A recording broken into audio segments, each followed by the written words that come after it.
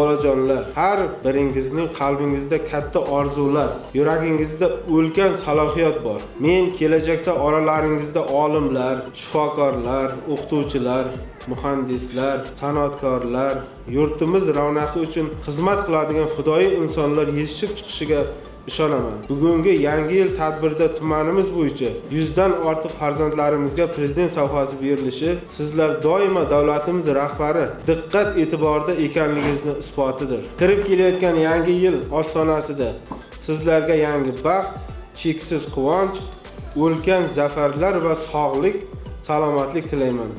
Yurtimiz tinch, xalqimiz omon, osmonimiz musaffo bo'lsin. Kirib kelayotgan yangi yil barchangizga muborak bo'lsin.